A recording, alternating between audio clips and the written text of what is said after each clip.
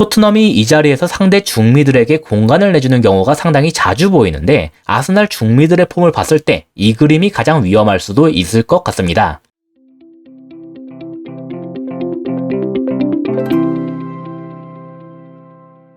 안녕하세요. 축구 보는 기자 축복입니다. 아스날과 토트넘의 북런던 더비가 내일 잡혀있는데요. 아스날이 홈인 만큼 토트넘이 수비하는 시간이 길 것으로 예상되는 중이에요. 그럼 그 수비를 어떻게 할 것인가? 토트넘이 취할 선택은 크게 두 가지죠. 3-4-3이나 3-5-2 둘 중 하나로 나서게 될 텐데 3-4-3일 경우엔 이렇게 5-4-1 형태로 수비할 것이고 3-5-2일 경우엔 이렇게 5-3-2 형태로 수비하게 될 거예요. 이 경우에 손흥민은 케인과 함께 투톱처럼 위치하면서 역습의 선봉장 역할을 맡습니다. 완전히 역습 위주의 실리적인 축구를 계획하고 있다면 이번엔 이 5-3-2 형태가 나올 가능성이 있는데요. 그래서 오늘은 이 5-3-2로 나왔을 때 토트넘이 주의해야 할 점이 무엇인지에 대해 다뤄봤습니다. 지난 레스터전에선 후반 70분쯤부터 5-3-2로 바꿨었죠. 한 골을 뒤지고 있는 레스터는 라인을 크게 올릴 수밖에 없었고 덕분에 손흥민이 교체로 들어가서 해트트릭까지 해낼 수 있었습니다. 반대로 레스터는 중앙 지역으로의 패스를 노렸지만 토트넘 중미가 3명이나 있었기 때문에 공격을 전개하는 것에 많은 어려움을 겪게 됐어요. 다만 이 5-3-2 형태에서도 문제가 되는 부분은 있는데 바로 이 측면 지역의 수비가 5-4-1에 비해 약해진다는 겁니다. 숫자가 하나 줄었으니까 어떻게 보면 당연한 거겠죠. 여기에서 토트넘에게 한 가지 우려스러운 건 아스날이 이 지역 공략을 상당히 잘하는 팀이란 거예요. 아스날은 기본적으로 4-2-3-1 포메이션으로 소개되는데요. 실질적으로 경기에서 나오는 모습은 조금 달랐습니다. 오히려 저는 4-3-3에 더 가까운 편이라고 봐요. 여기에서 후방 빌드업을 전개할 때의 모습이 재미있는데 먼저 양 센터백의 폭을 크게 벌립니다. 근데 이러니까 중앙 쪽이 너무 횡하게 비게 됐죠. 하지만 여기에 골키퍼인 램스데일이 자리하기 때문에 괜찮았습니다. 상대가 전방에 2명을 두더라도 골키퍼를 적극적으로 참여시켜서 후방에서의 숫자 싸움을 유리하게 가져가겠다는 건데요. 그리고 덕분에 풀백들도 이들보다 약간은 더 높은 곳에 위치할 수 있게 됐어요. 얘들은 기본적으로는 측면에 넓게 벌린 상태로 있습니다. 다만 왼쪽에 진첸코가 나왔을 때는 중앙으로 들어오기도 하는데 이건 진첸코가 나왔을 때만 나오는 모습이니까 여기선 예외로 두도록 하겠습니다. 그래서 나온 모습을 보면 마치 넓게 벌린 2-3-2-3처럼 보이죠? 위아래로 두 개의 W가 형성된 것처럼 됐는데요. 토트넘에서 문제가 되는 건 바로 이 좌우측 풀백들이 되겠습니다. 아까 토트넘이 5-3-2로 수비할 경우에 측면 지역의 수비가 약해진다고 말씀드렸죠? 정확하게 이 풀백들이 그 지역을 노릴 수가 있기 때문이에요.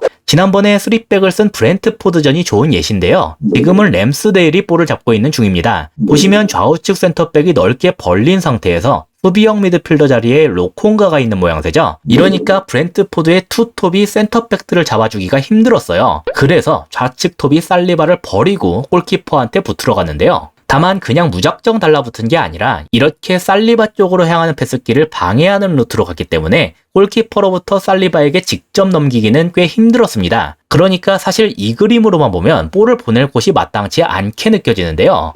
여기에서 전방에 있던 자원들이 내려오면서 활로를 찾을 수가 있었어요. 아카하고 마르티넬리가 내려왔죠.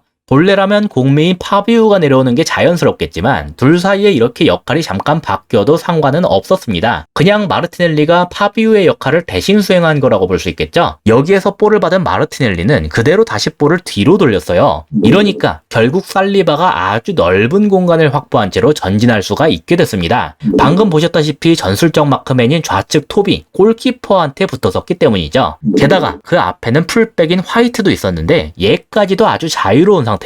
그러니까 측면이 완벽하게 노출된 상황인 건데요. 본래라면 5-3-2 형태에서 측면은 좌우측 중미들이 가서 막아줘야 합니다. 하지만 그렇다고 이걸 브렌트포드의 중미들이 잘못했다라고 보기도 어려운 게 일단 아스날도 중앙에 3명이 있는 상태거든요. 그래서 좌우측 중미들 입장에선 일단 얘네들이 있는 중앙에 합류하지 않을 수가 없었어요. 만약에 합류를 안 했다면 여기 숫자 싸움에서 밀릴 수가 있었겠죠. 그래도 다행스럽게 아스날의 전개가 그렇게 빠르게 이어지진 않았기 때문에 다시 수비 대형으로 모두 복귀할 수는 있었습니다. 5-3-2 형태를 확실하게 갖췄고 좌중미가 화이트의 전진을 막기 위해서 살짝 측면으로 빠진 상태인데요. 다만 여기에서도 문제가 생겼는데 지금 로콩가에게 공간이 엄청나게 넓게 주어져 있죠. 3중미와 투톱 사이의 거리가 너무 멀었기 때문이에요. 당연히 화이트가 로콩가한테 볼을 넘기면서 이번엔 중앙에서 전개를 이어갈 수가 있게 됐습니다. 근데 그러면 이때 다른 중미들은 왜 이걸 잡아줄 수가 없었냐? 이건 마르티넬리가 살짝 내려와 있었기 때문이에요. 그러니까 마르티넬리를 견제하느라고 이 둘의 위치가 여기에 고정이 되어버린 거죠. 중앙에서 편하게 볼을 받은 로콩가는 아주 여유롭게 패스기를 선택할 수가 있었고 그 목적지는 반대편에 벌리고 있던 제주스였습니다. 보시면 그 뒤에서 티어니도 뛰어가고 있죠.